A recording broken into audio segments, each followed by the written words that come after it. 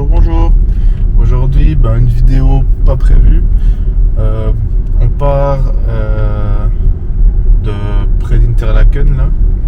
On a pour 155 km.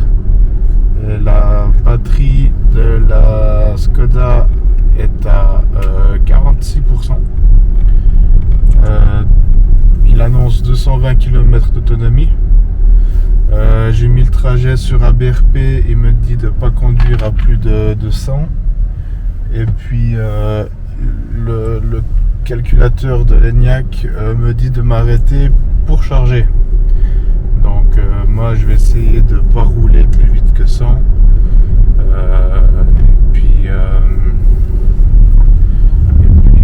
Tout devrait bien se passer. C'est un peu le stress, je suis pas rassuré, je la connais pas encore très bien au niveau de ses limites. Donc j'espère arriver à peu près à 5% de batterie, même si c'est pas ce qui est bien, mais au moins ça coûtera moins cher que de recharger au prix du kilowatt qu'il y a en ce moment sur les autoroutes là, c'est presque 40 centimes le kilowatt. Pas trouvé. Donc voilà, ça c'était pour l'ENIAC. Sinon, autre info, on a mis la Spring au service vendredi.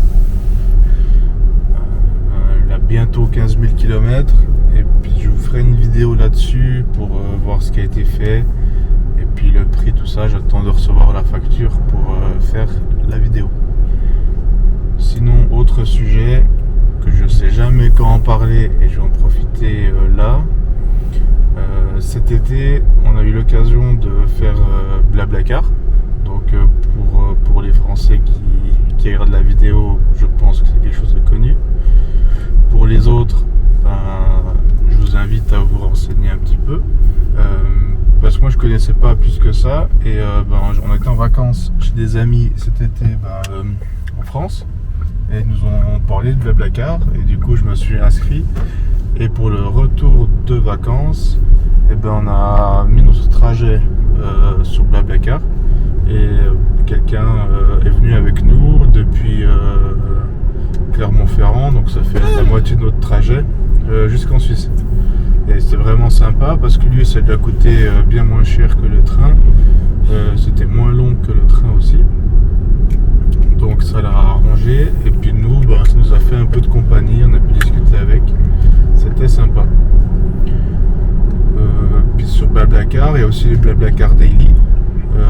Donc là j'ai aussi proposé à un collègue qui fait les trajets depuis la France vers la Suisse. Il s'est inscrit et du coup maintenant il prend quelqu'un qui travaille près d'où on travaille nous.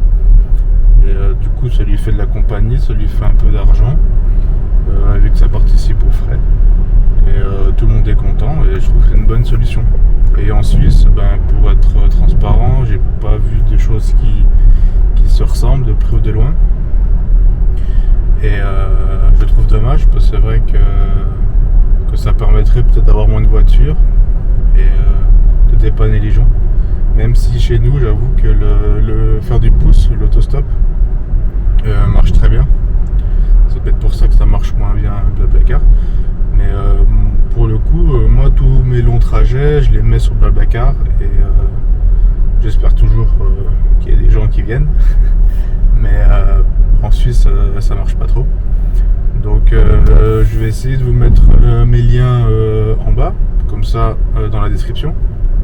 Comme ça, si vous êtes intéressé et puis vous voulez essayer de faire fonctionner ça un petit peu en Suisse,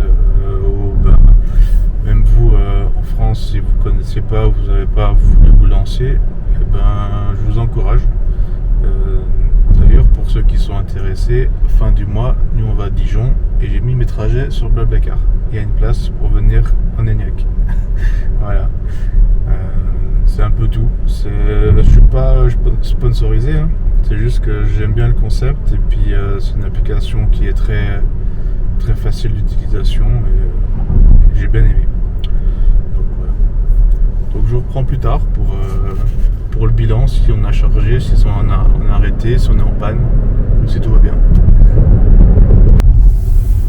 Alors là on est à 9% et le navigateur, enfin le planificateur nous force à aller recharger. Il a trouvé une borne et maintenant il nous force à y aller alors qu'on est plus qu'à quelques centaines de mètres de la maison. Donc voilà, c'est intéressant de voir.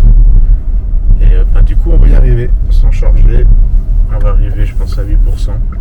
Et puis on a roulé à 100 du coup, et du coup je suis content de mon choix. Comme ça on est arrivé. Et puis vous verrez les chiffres après. Donc là on arrive chez nous. Et la voiture le voit, c'est un petit bonus là.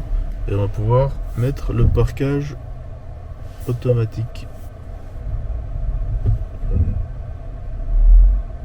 Donc là je sais pas ce qu'elle fait, mais elle va en arrière, c'est pas où on veut.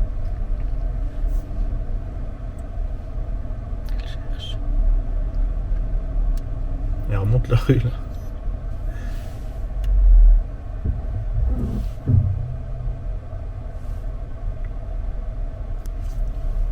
Elle avance.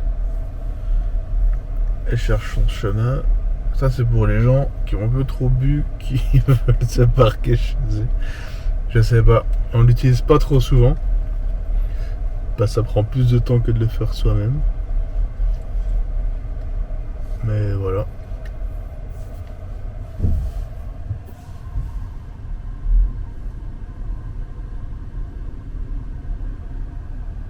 J'ai le pied sur le frein au cas où, et puis là on voit qu'elle se parque.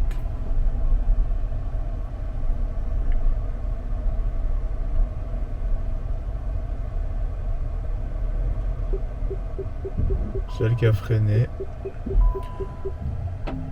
Voilà, on a parqué. Elle se met en parc et tout, et on est arrivé. Et du coup, on va parler de notre consommation. Donc depuis le début, on était rechargé à 80%, on a fait 307 km et puis 16,2 de moyenne. Donc quand même une très bonne moyenne. Et depuis qu'on l'a, longue durée, on est à 16,7. Donc vraiment content.